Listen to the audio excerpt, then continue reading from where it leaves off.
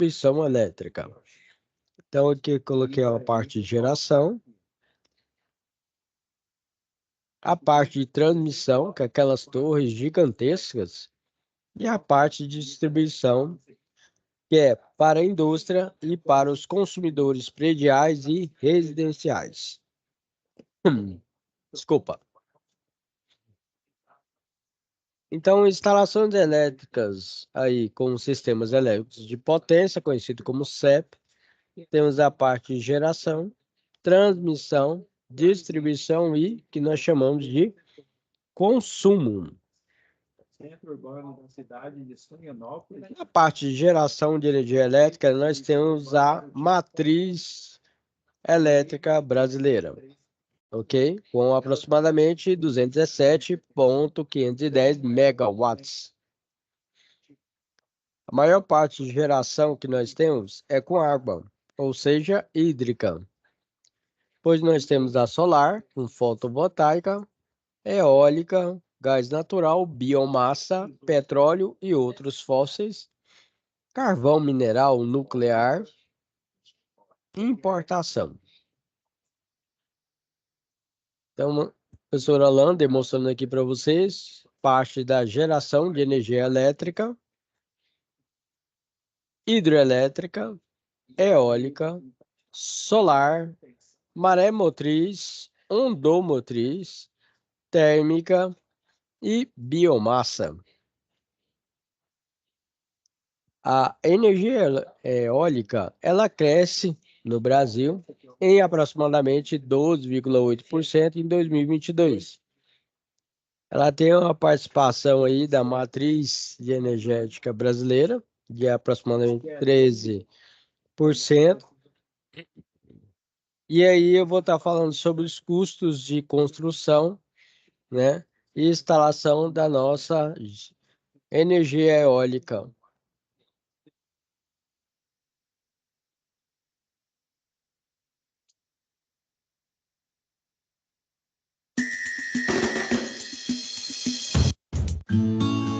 Pensar em fontes alternativas de energia para preservar o meio ambiente é algo recente, mas importante. O vento pode ser uma ótima fonte. O mundo hoje, eu diria assim, está caminhando na direção das fontes limpas de energia. A energia eólica é uma energia renovável, é uma energia absolutamente limpa, sem nenhum problema ambiental. No Brasil, os primeiros campos de energia eólica foram construídos no Ceará e em Fernando de Noronha no início dos anos 90. Hoje são 57 campos, gerando cerca de 1,11 gigawatts de potência. O Parque Eólico de Osório, no estado do Rio Grande do Sul, é o maior da América Latina. Ele é responsável por gerar energia suficiente para abastecer uma cidade de aproximadamente 750 mil habitantes. E a potência brasileira, a 150 metros de altura, ou mais de 100 metros de altura, certamente é mais de 200 mil megawatts de potência. Claro que não vamos instalar 200 mil megawatts de energia eólica, mas poderíamos ter uns 10 mil megawatts de energia eólica, uns 10% da matriz elétrica brasileira. As regiões brasileiras mais propícias para a instalação de campos de energia eólica são Nordeste, Sul e Sudeste. A produção de energia eólica, além de causar menos impacto à natureza, interfere muito pouco na produção agrícola. As torres de captação são instaladas dentro de propriedades privadas, mas os agricultores podem continuar seu trabalho em volta delas. Os proprietários tiveram uma renda agregada por participação, próprio faturamento da empresa, pela instalação das suas torres, né? Isso nas torres das suas terras. Outro ponto positivo é a facilidade de construção de parques eólicos. Para instalar uma usina hidrelétrica ou térmica, são necessários de 4 a 6 anos. Já um parque eólico fica pronto em cerca de 1 ano e meio. E o impacto ambiental é muito menor.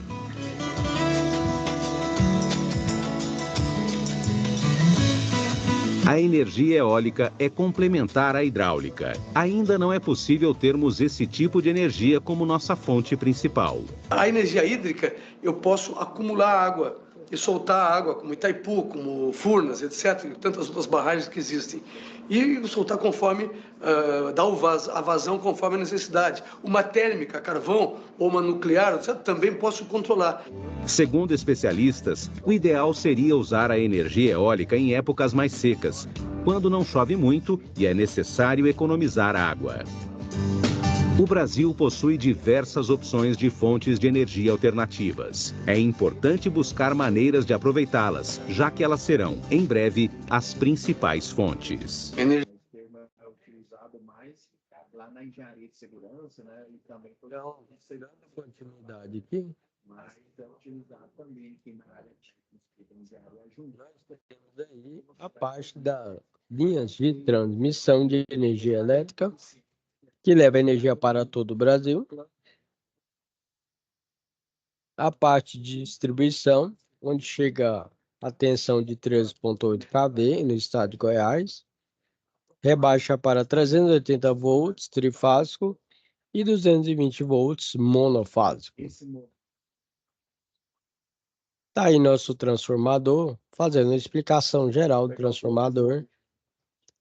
A parte superior aqui nós chamamos de primário, com a entrada das fases A, B, C ou R, S, T. Na saída aqui, nós temos a ligação X0, neutro, X1, R, X2, S, X3, T ou A, B, C. Falando com inovação e tecnologia, nós temos a rede compacta, que melhora a parte de instalação e manutenção elétrica da nossa parte de distribuição.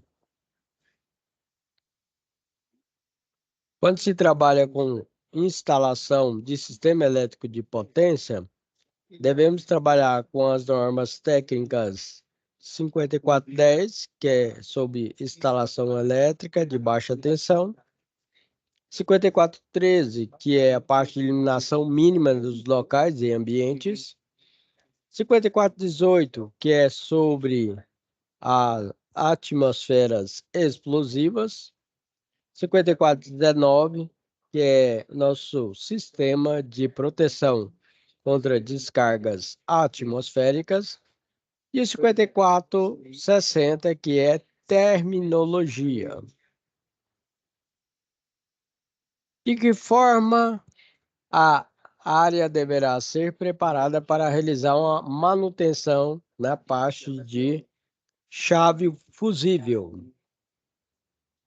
estando sendo desligada? Praticamente, devemos seguir a norma NR10, onde trabalhamos com segurança tanto na parte de instalação e manutenção.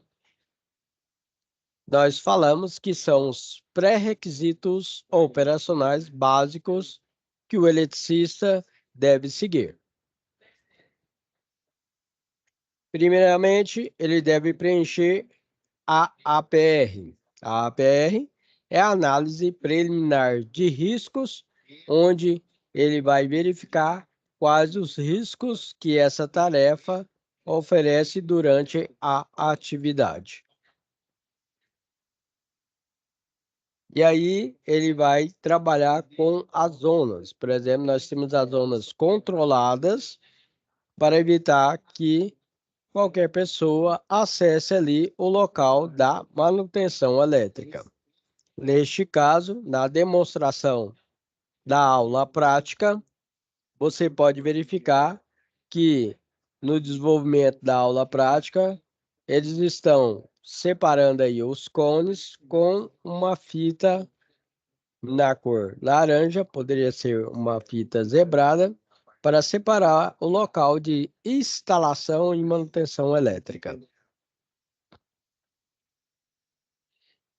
No procedimento inicial do sistema elétrico de potência, eles estão finalizando aí na prática com o veículo, certo? Com a identificação dos cones e a fita laranja.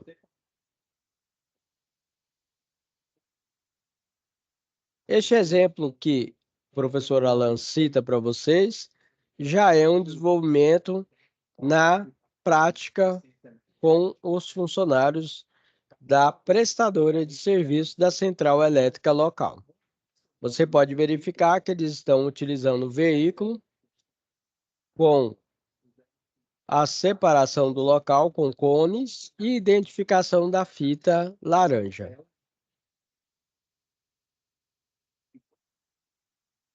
É de suma importância que você verifique quais são os equipamentos de proteção individual, equipamento de proteção coletivo que os funcionários vão utilizar durante o desempenho desta atividade. Finalizando o preenchimento da APR, que é a análise preliminar de riscos elétricos, neste caso aqui, você tem que colocar o início e o final e colocar a sua assinatura. Aqui o professor Alan demonstra para vocês os equipamentos de proteção individual que os profissionais da área elétrica devem utilizar, como cinto de segurança, talabache, bolsa de ferramentas, detector de tensão, luva, raspa, luva de borracha, capacete, placas de sinalização. Demonstrando aqui para vocês mais os equipamentos de proteção individual e coletivo.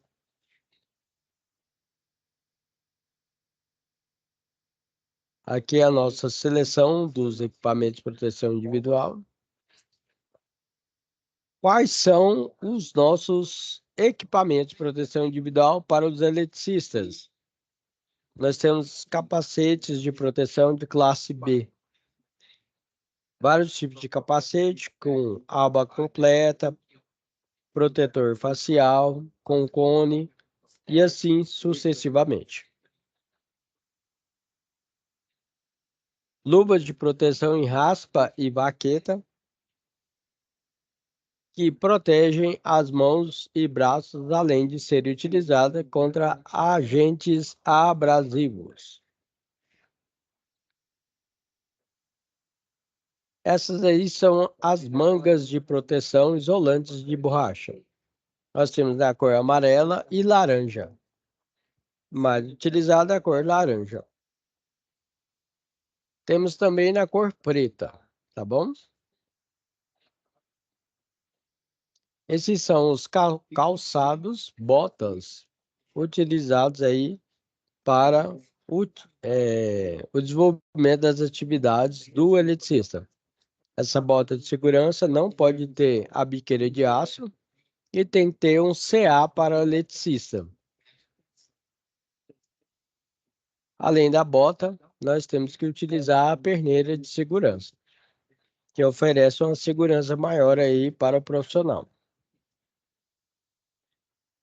Todo profissional, quando ele passa pelo curso de eletricidade, segue as normas vigentes de segurança em eletricidade e ele vai trabalhar numa empresa, ele tem que utilizar esse uniforme. Esse uniforme, ele é adequado para instalação e manutenção elétrica de baixa, média e alta tensão.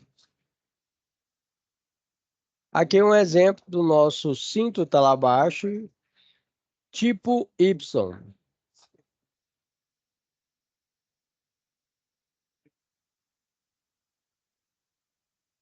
Para realizar aí a instalação e manutenção do chave fusível, você deve seguir as 5 regras de ouro, onde primeiramente você vai desligar o circuito, impedir o religamento, ou seja, você tem que bloquear e sinalizar o circuito desligado de modo a não permitir o religamento acidental do mesmo. No terceiro passo, você tem que utilizar um instrumento chamado detector de tensão. Realize o autoteste do detector de tensão para verificar se o mesmo está em pleno funcionamento.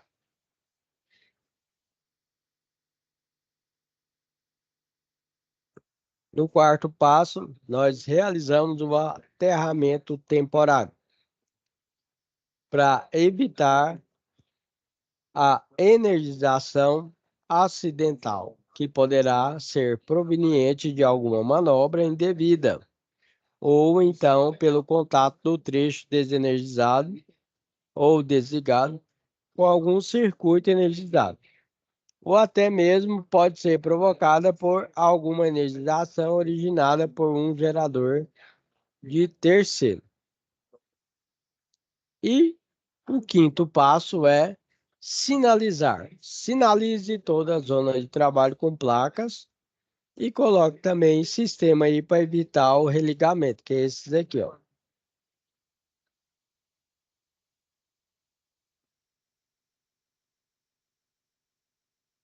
Neste caso, o professor Alan demonstra aí o nosso transformador. Ele está sendo aí realizada a manutenção do mesmo. Aqui é o nosso aterramento temporário da rede, seguindo aí os procedimentos de segurança.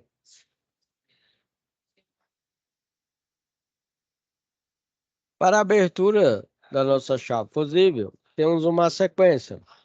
Primeiro abrir a chave mais próxima da do meio, que é essa daqui, tá vendo? Depois abrir a mais distante da do meio, essa daqui, ó. E depois abrir a chave do meio. Ok? Siga essa sequência para ter maior segurança durante o procedimento de manutenção. Essa é a nossa chave fusível com os fusíveis abertos. Descrevendo aí, passo a passo, a nossa chave fusível. Nós temos conector do lado da fonte. Orifício olhar que a gente retira com bastão aqui, ó. O nosso fusível, tipo cartucho. Esse aqui é um tubo que nós chamamos de fenolite. Conector do lado da carga. Prendedor. E aqui é o que nós chamamos de isolador. Dentro do fusível, nós temos o elo fusível.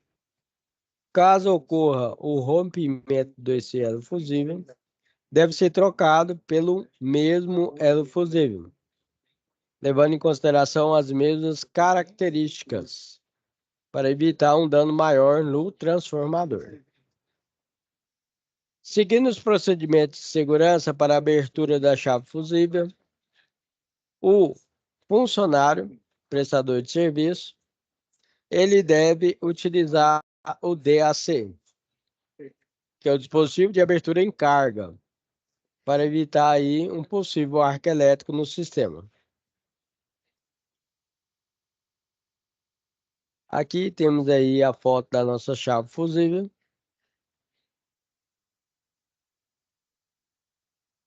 Para o funcionário estar realizando a manutenção dessa chave fusível, ele deve ter o curso de elétrica, curso de NR10, NR35 e seguir a instrução normativa 1.134.0029, que são procedimentos operacionais de segurança do trabalho em altura. Praticamente, seguir as instruções da NR35. Aqui é a manutenção na prática da chave fusível. Verifique que o funcionário, prestador de serviço, está utilizando, no caso, equipamentos de proteção individual, equipamentos de proteção coletivo. Temos aqui o bastão, a luva de borracha por baixo, capacete de aba completa, as botas, uniforme, talabaixo e a escada está corretamente amarrada. Na prática também, o funcionário está abrindo os fusíveis de acordo com o procedimento indicado pela normativa, utilizando o detector de tensão. Tá vendo aqui?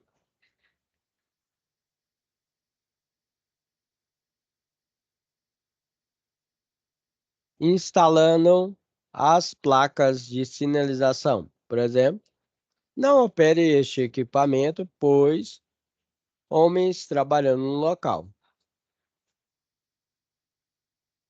Aqui é um exemplo prático também. No caso aqui, estamos realizando a manutenção da rede por completo. Temos aí uma grande equipe no local, com a escada, com os caminhões, pessoal responsável. Verifique que o local está separado com segurança. Nós falamos que são as zonas de controle, ok? Quanto mais próximo aqui do poste, maior é o perigo do funcionário, ok? Por isso que ele deve utilizar tanto os equipamentos de proteção individual, como os equipamentos de proteção coletiva.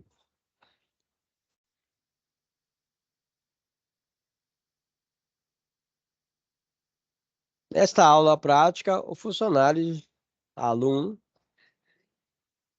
na parte de demonstração, está realizando a manutenção da chave fusível. Essa é a bolsa de segurança, desmontando aí passo a passo aí a chave fusível. Então essa aqui é na prática, tá, pessoal? Ele vai amarrar a chave fusível e vai descer ela para realizar a troca. Tá soltando.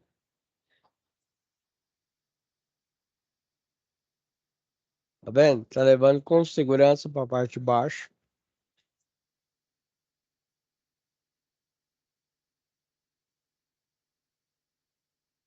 Instalando novamente.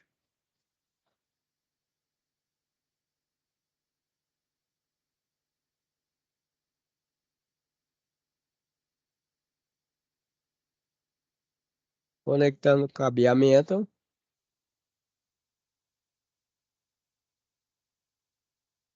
Colocando os fusíveis.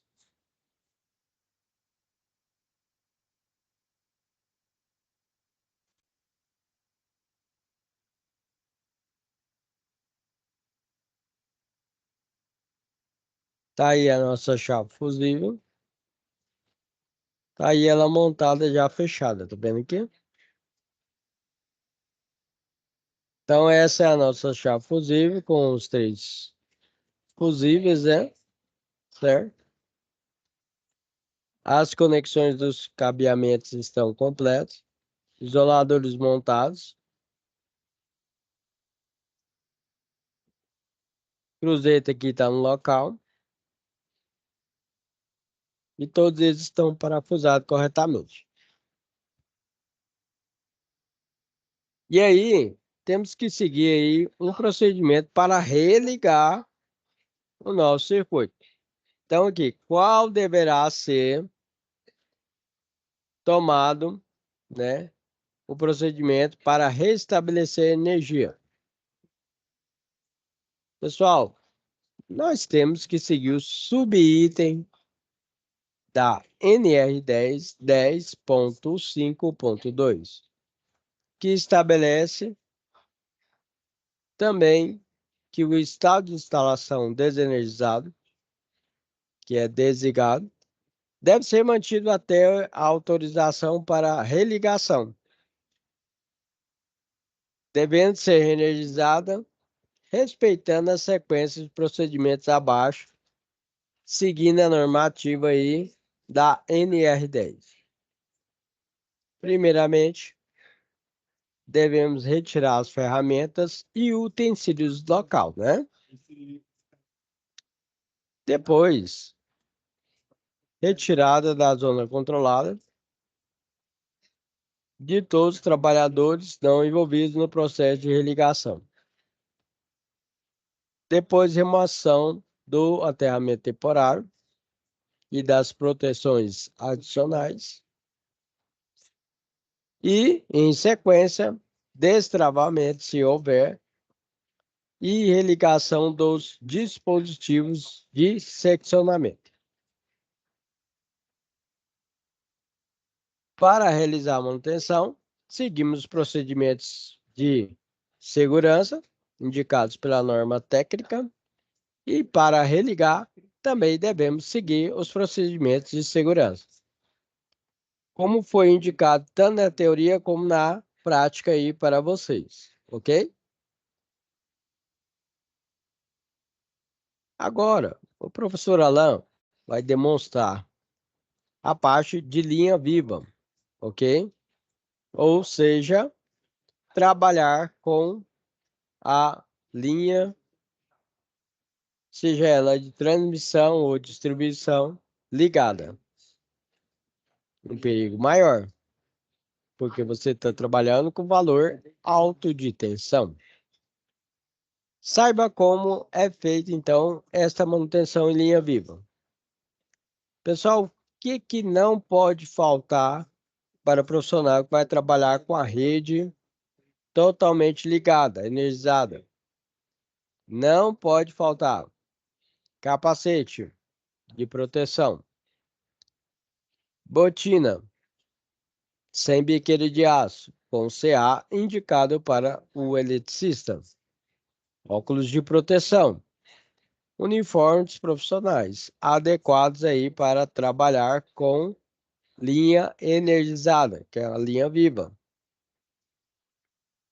Luva de proteção, raspa de borracha, cinto de segurança, como o professor Alan demonstra aí nas figuras para vocês. É de suma importância que o profissional que trabalha com linha viva verificar os seus equipamentos de proteção individual e equipamento de proteção coletiva, pois qualquer erro pode ocorrer um acidente fatal.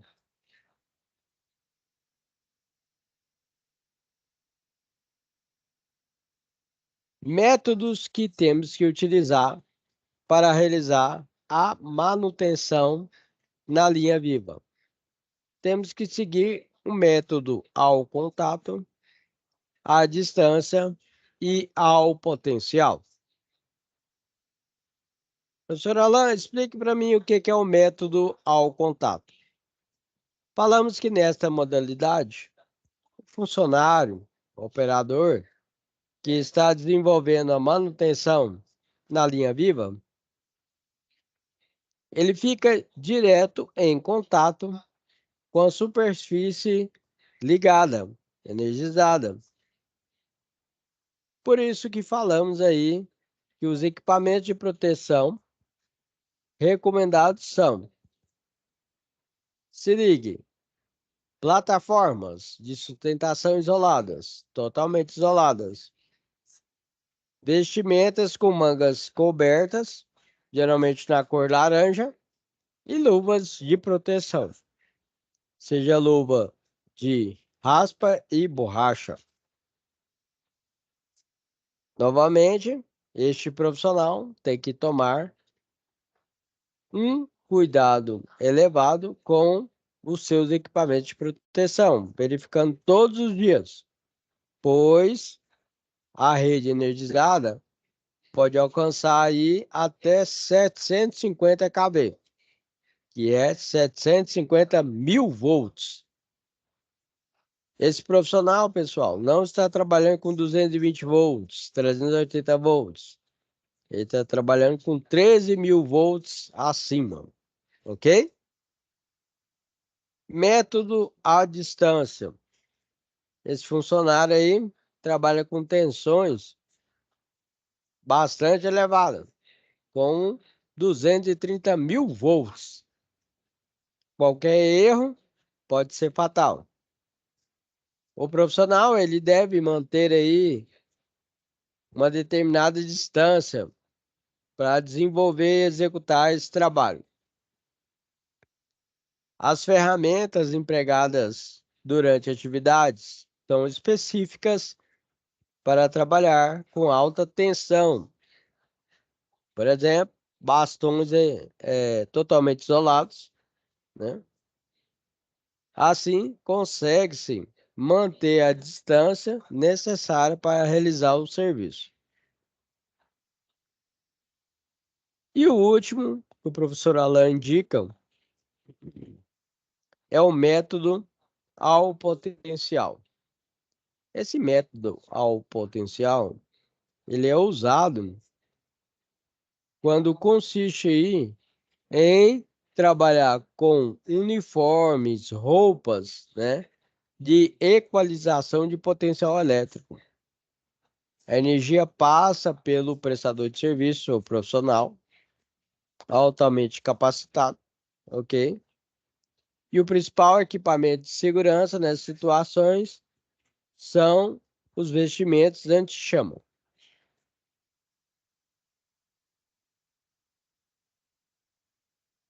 Como o professor Alain falou para vocês, nós temos as zonas, por exemplo, é uma distância segura que o profissional deve seguir de acordo com a norma técnica para não ter nenhum problema. Quando o valor da rede é de 13.800 volts, ele tem que ficar aproximadamente distante dessa rede 64 centímetros. Quando essa rede já tem um valor mais elevado, 34,5 mil volts, certo? 34.500 volts, ele tem que ficar 72 centímetros de distância. Quando essa rede, vamos elevar a tensão, tá? Quando essa rede que ele vai realizar a manutenção é 69 mil volts, ele tem que ficar aproximadamente 90 centímetros de distância. Quando essa rede estiver ligada com 138 mil volts, ele tem que ficar aproximadamente 1,10 m de distância. Quando o valor for 230 mil volts, ele tem que ficar aproximadamente 1,60 m. Quando o valor for 345 mil volts, ele tem que ficar aproximadamente 2,60 m. E quando essa rede for 500 mil volts, ele tem que ficar aproximadamente 3,42 m de distância. Nós temos zona livre, zona controlada, zona de risco, ponto de instalação energizado e superfície isolante construída com material resistente.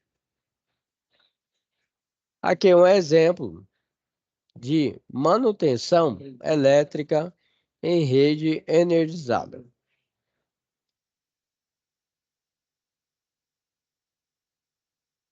Outro exemplo aqui, onde o pessoal está realizando a manutenção nos isoladores de alta tensão das torres de transmissão de energia elétrica. Verifique que todos os profissionais estão utilizando os equipamentos de proteção individual e os equipamentos de proteção coletiva.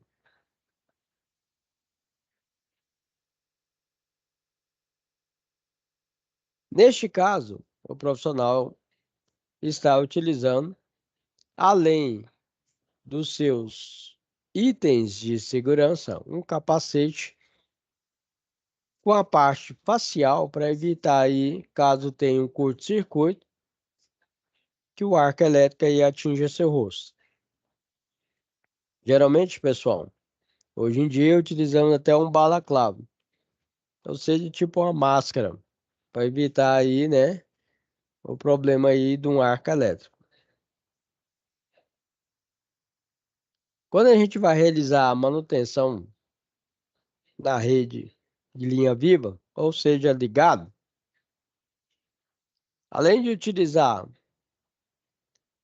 os equipamentos de proteção individual e coletiva, você vai notar que temos que isolar totalmente a rede. Essas proteções que utilizamos é na cor laranja, que é a mais indicada aí para uma isolação completa da nossa rede.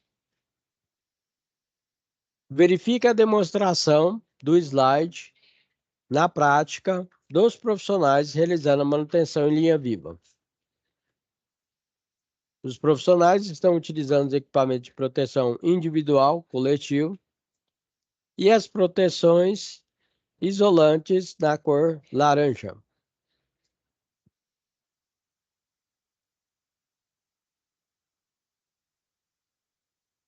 Aqui, o profissional colocou aqui a escada e está montando passo a passo o sistema de proteção para realizar a manutenção nessa rede de linha viva.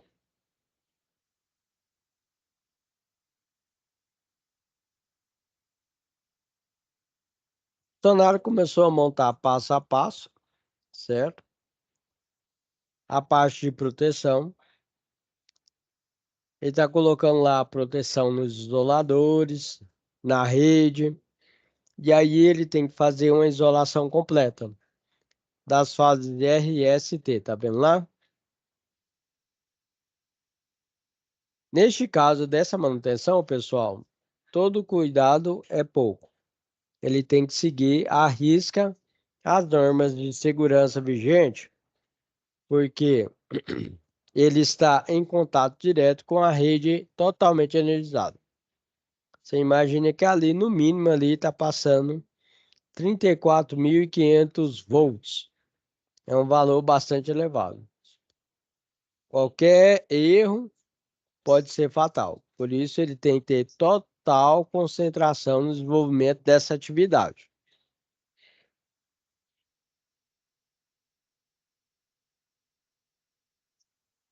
Ali, para auxiliar ele, também tem um motorista que tem que ter o treinamento completo de sistema elétrico de potência. Porque qualquer erro ali que ele fazer de movimentação pode bater na rede também, viu, pessoal? Ali é uma parceria entre o operador aqui, ó, e o motorista, porque ele não pode mover isso aqui nem para a direita e nem para a esquerda. Senão vai danificar a cruzeta, os isoladores e a rede de cabeamento.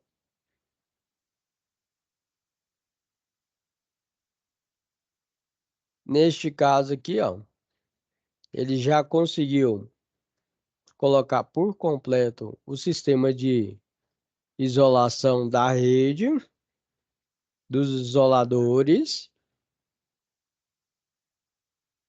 Já conectou aqui na parte da baixa também. Aqui é a parte da alta, viu, pessoal? Certo?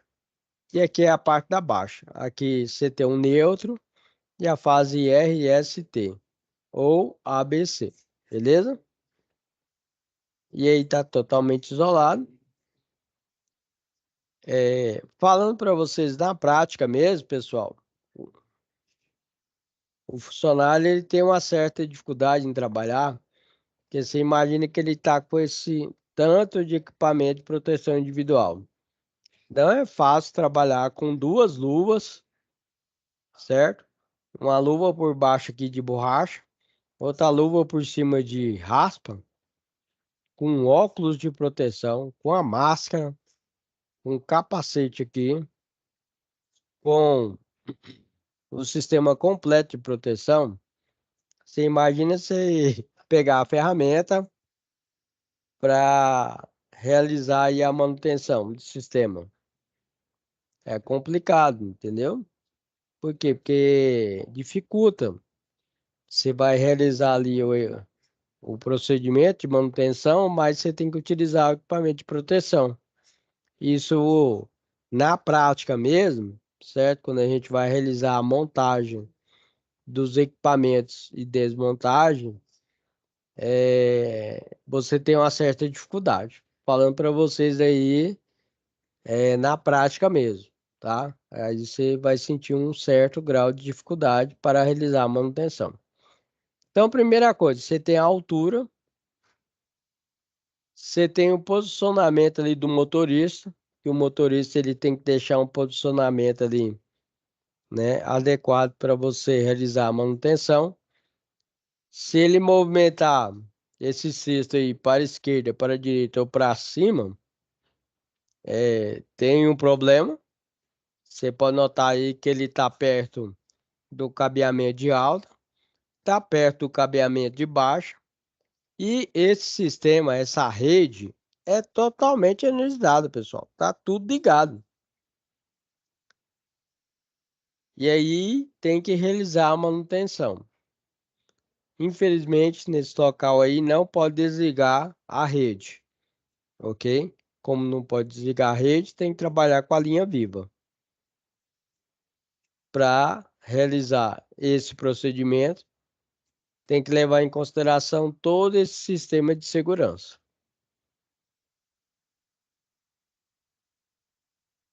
Outra aula prática aí, ó, pessoal realizando a manutenção. Aqui no caso que você está vendo, esse aqui são os isoladores, ó.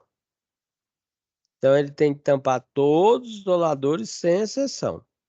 Além dele realizar aqui a cobertura nos isoladores, tem que levar até uma certa distância para a segurança. Ele vai tampar aqui os isoladores até uma determinada distância aqui para ele trabalhar tranquilamente.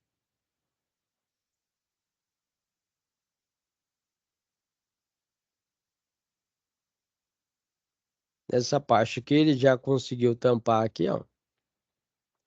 Olha aqui para vocês verem, ó. Esse profissional aqui, ele tampou a rede, tampou aqui a parte da cruzeta, tampou a parte dos isoladores e ele tampou até a parte da luminária. Da parte de iluminação ele tampou aqui também, tá vendo? Ele colocou proteção até no sistema de cabeamento da rede de internet e telefonia.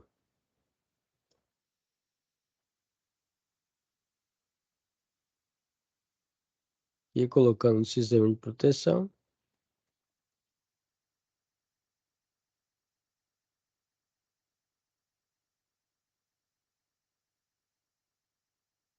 Aqui é uma foto bem aproximada aí, né? Com o sistema de proteção colocado já, ó.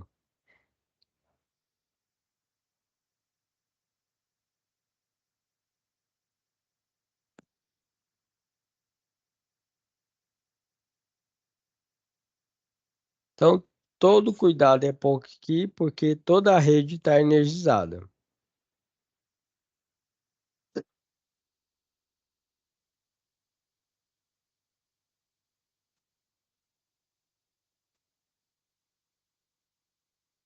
Já tive relato dos meus alunos, quando eles estavam colocando aqui essas proteções aqui, ó. Tá vendo essa parte aqui, ó, da conexão? Isso aqui soltou, certo? Aí, como soltou, fechou o porto. Como os alunos estavam com os equipamentos de proteção individual, não teve problema de queimadura, nem nada, tal. Aí só desceu aqui o cabeamento, fechou um curto-circuito, aí abriu o circuito com o fusível. Aí o fusível protegeu aí, né? Tanto o pessoal como a rede aí que estava no local.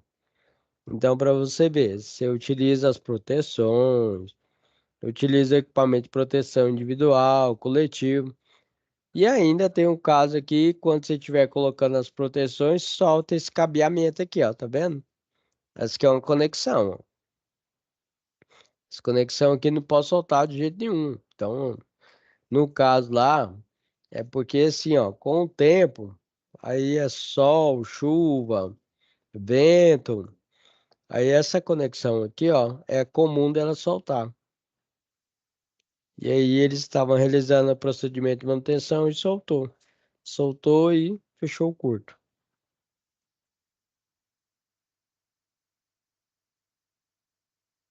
Olha lá, aqui que colocou as proteções. E aí, infelizmente, tem uma parte que ainda não foi feita aí a cobertura total, porque ele tem que realizar uma emenda lá no local.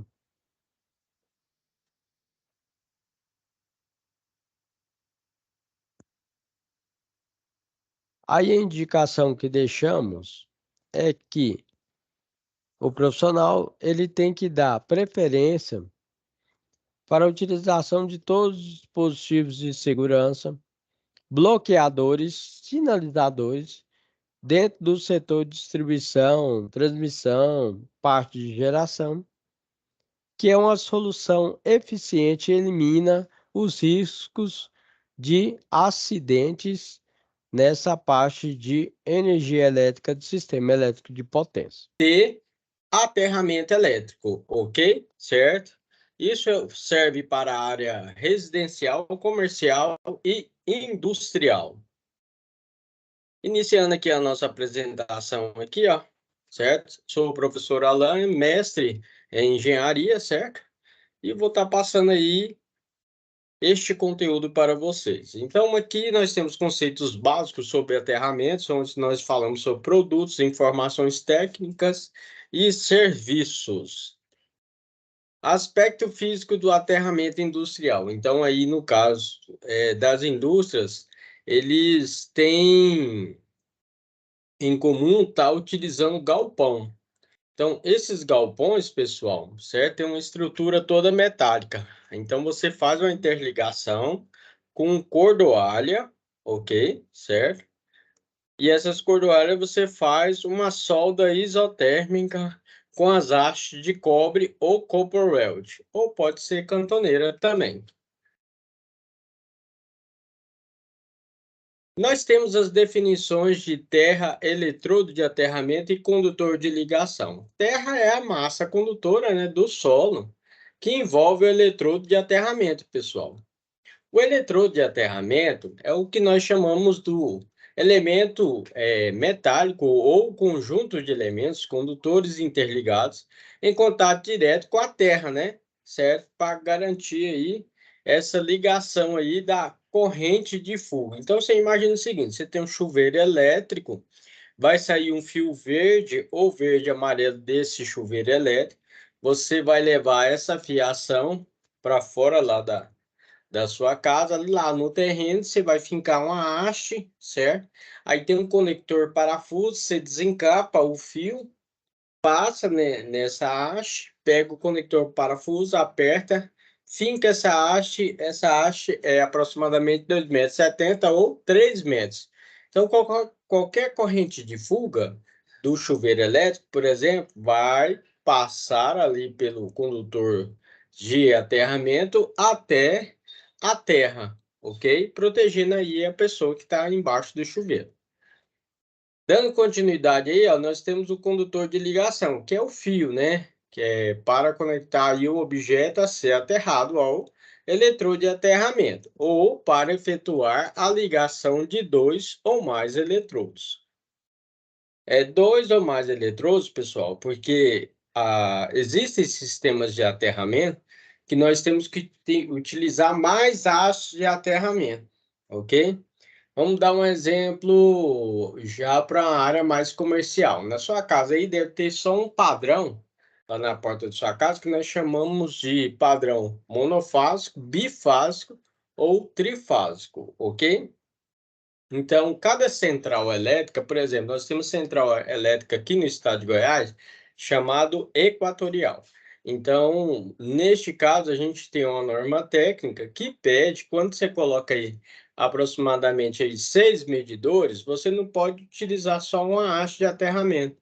Você utiliza aí 3 hastes de aterramento e faz um aterramento em segmento, ok? É o que a central elétrica exige para realizar essa instalação elétrica desses padrão, ok? Dando continuidade, aí eu passo para vocês aí, né, a finalidade do sistema de aterramento. Qual que é a finalidade aí? Então, limitar potenciais produzidos, né, segurança dos seres vivos e proteção dos equipamentos. Então, ou seja, qualquer corrente de fuga do equipamento vai em direção à terra. Agora, tem um detalhe. Na área industrial, nós temos máquinas e equipamentos que trabalham aí e gera uma corrente, uma tensão que nós chamamos estática, que é eletrostática. Significa o seguinte, na indústria tem um maquinário chamado embaladora, que trabalha com diversas embalagens, né? Que o contato ali, o atrito da embalagem com a parte de aço e inox ali do maquinário provoca ali cargas que tem que ser descarregada. No caso, a máquina é aterrada e essa corrente de fuga vai para o sistema de aterramento. Agora, se a máquina não for aterrada, ela pode gerar uma corrente de fuga, provocando aí o choque elétrico, ou pode provocar também um incêndio. Com o nosso sistema de aterramento, nós podemos ter controle de tensões, né? Onde o aterramento aí gera um controle das tensões desenvolvidas no solo. Por exemplo, passo, toque, transferida. Quando um curto-circuito, fase e terra retorna pela terra. Transitórios. O sistema de aterramento ele estabiliza a tensão, pessoal, durante transitórios no sistema elétrico provocados por faltas para a Terra. Cargas estáticas, que eu estava citando para vocês. O aterramento deve escoar cargas estáticas acumuladas em estruturas, suportes e carcaças dos equipamentos de forma geral. E aí nós temos aí um sistema que é aterrado e outro sistema que não é aterrado. Você pode verificar na figura aí que se o sistema está carregado, se ele não tiver para onde correr essa fuga de corrente, ele vai gerar o choque elétrico ou pode provocar um incêndio. Por que os sistemas elétricos são aterrados? Para gerar aí, então, controle das sobretensões, segurança pessoal, proteção contra descargas atmosféricas. Essa proteção contra descargas atmosféricas nós chamamos de SPDA, que é um sistema de proteção das descargas atmosféricas. Traduzindo para vocês, é o para-raio, né? Quando a pessoa tem um choque elétrico, a nossa frequência aqui no Brasil, nós falamos que é 60 Hz.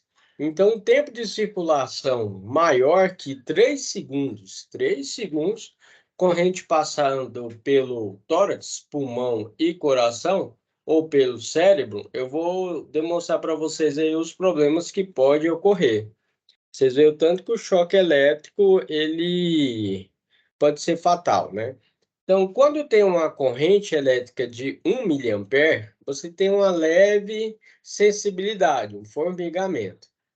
De 5 a 15 mA, você tem a contração muscular, é o que nós chamamos de dor, né? Você vai sentir a dor. De 15 a 25 mA, contrações violentas, impossibilidade de soltar o objeto. Pode ter uma morte aparente ou asfixia, né? De 25 a 80 mA, morte aparente, asfixia e pode ter o que nós chamamos de fibrilação ventricular, né? Aí o ideal é fazer uma respiração artificial, massagem cardíaca. Maior que 80 miliamperes, aí você já tem que utilizar um aparelho aí que realiza aí a desfibrilação elétrica. Corrente de amperes, aí você já pode trabalhar com queimadura e pode gerar até a morte. Então, de 0,1 a 0,5, uma leve percepção superficial. De 0,5 a 10 mA, ligeira tetanização, que é a contração dos músculos, né? De 10 a 30 mA, não perigosa, se interrompida em 5 segundos. De 30 a 500 mA, paralisia estendida dos músculos, com sensação de falta de ar, ter tontura e fibrilação ventricular. Acima de 500 mA pode ter parada cardíaca, salvo intervenção imediata do pessoal especializado. Quando nós temos o choque elétrico, nós falamos que temos o choque direto e o indireto. Direto, pessoal, é o contato com as partes metálicas, normalmente sob tensão, partes vivas. Aí, no caso, imagina que o condutor está desencapado, aí o cara vai pegar lá na extensão elétrica, está na tomada e leva um choque elétrico. Contatos indiretos é o contato de pessoas ou animais com partes metálicas, normalmente não energizadas, mas que podem ficar energizadas devido a uma falha de isolamento. Na sua casa, com certeza você tem a geladeira. A geladeira tem um motor lá que nós chamamos de compressor lá. Esse motorzinho, ele pode gerar uma fuga de corrente com o tempo. Essa fuga de corrente passa para toda a carcaça da sua geladeira, porque a carcaça da geladeira é de metal, e o metal conduz eletricidade, pessoal. Então, por isso que a sua geladeira também tem que estar aterrada, ok?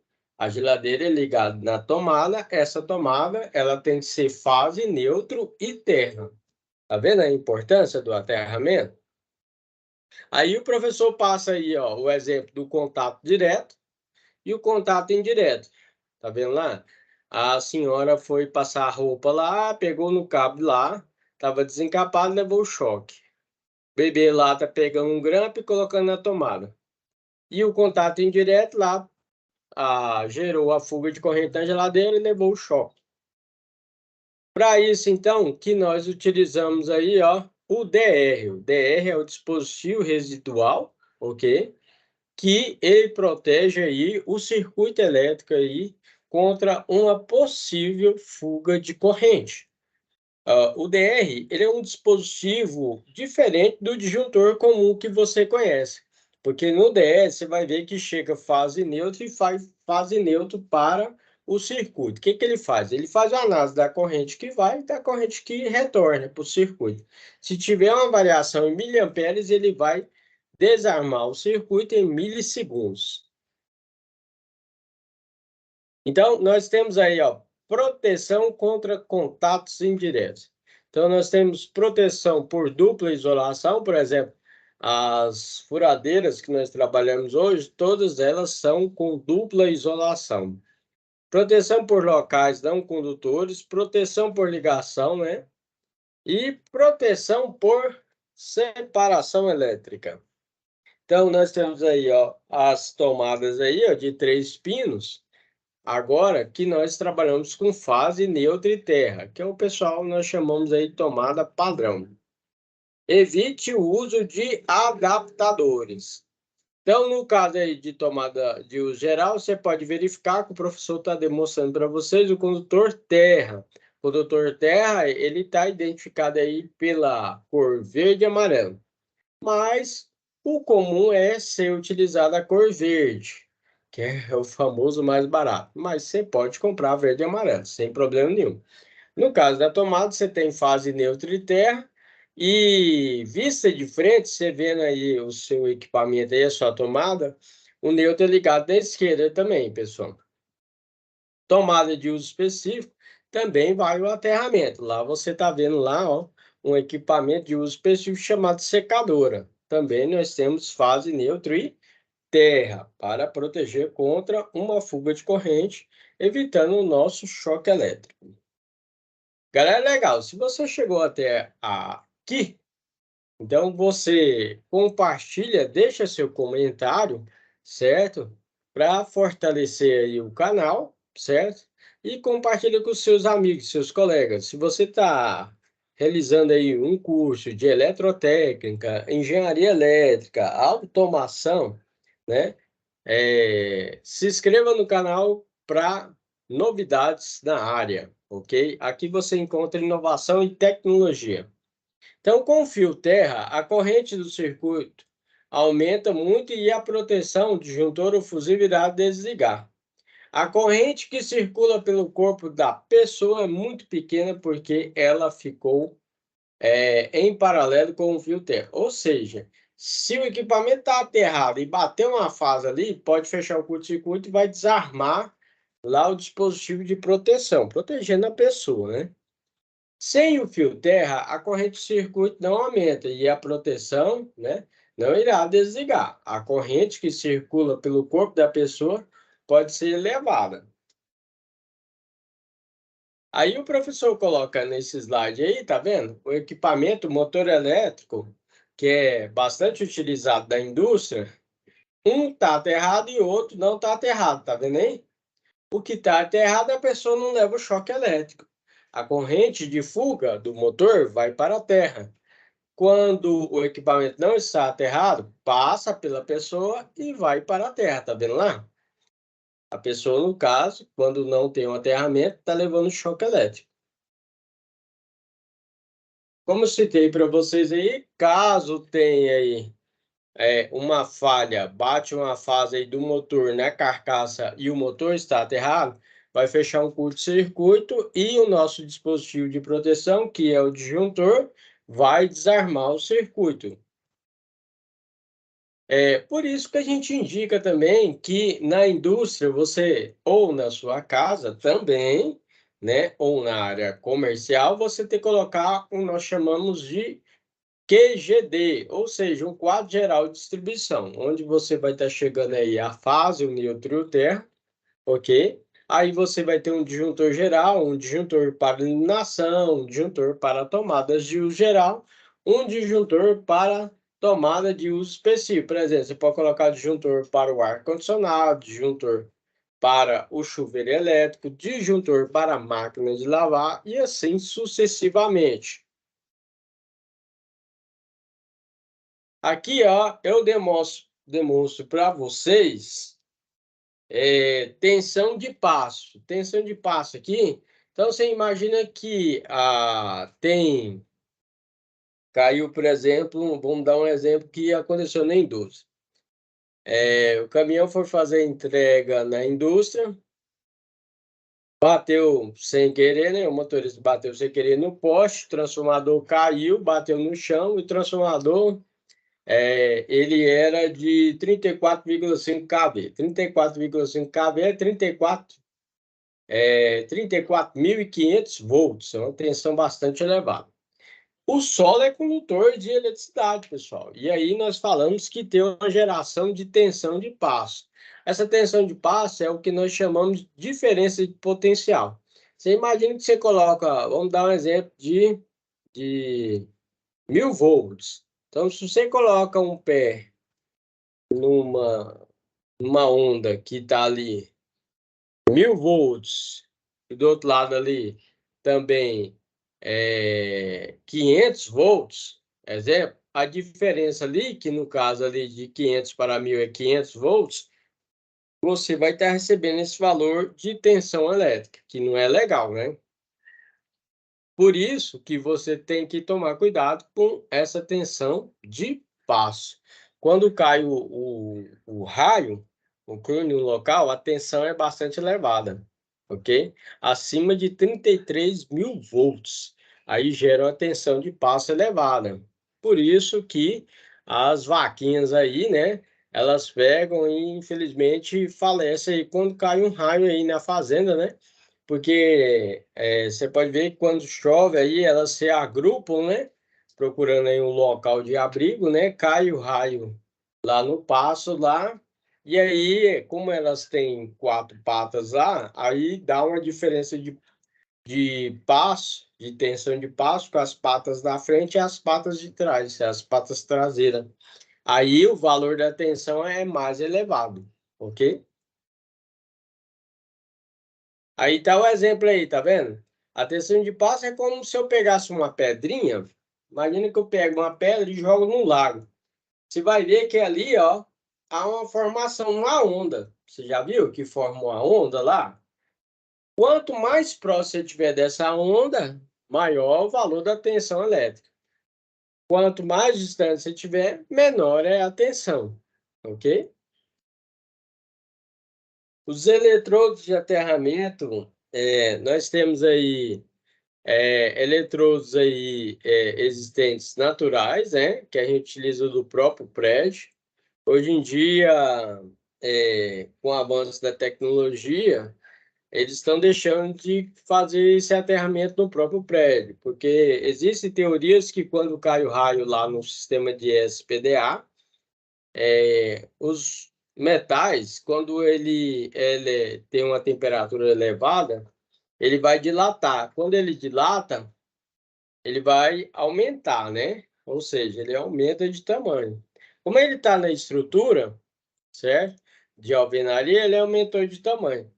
Quando ele volta à temperatura normal, ele volta ali, aproximadamente ali ao seu tamanho normal. Aí causou uma fissura na estrutura, por isso que eles já não estão fazendo o sistema de aterramento aí direto, não. Algumas empresas não.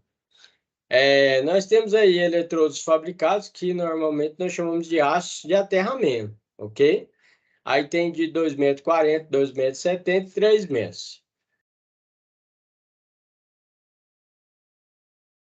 Ali é o sistema que eu falei para vocês, né? O pessoal do prédio faz o sistema de aterramento na própria estrutura. E ao lado nós temos a haste de aterramento, que nós chamamos de eletrodo, que aí é fabricado, tá?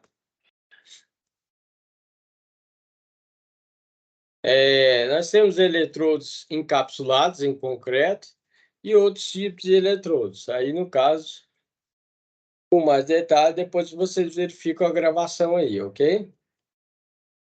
Então, aí, ó, na ferragem, tá vendo? Certo? Nós temos aí também malhas de cobre, ok? Isso vai depender do local que você vai trabalhar, né?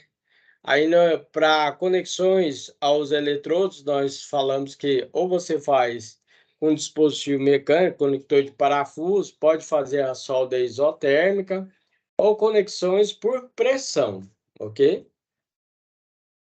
Então, ali nós temos um conector parafuso tipo olhal, conector cabo haste, tá vendo lá? E ali já é um sistema de aterramento lá, tá vendo? Aí mais exemplos aí de sistema de aterramento, agora com solda isotérmica lá, tá vendo? Com conector de pressão, esse aqui é de pressão. Essa aqui é com a solda isotérmica, ok? Aqui é conector parafuso, certo?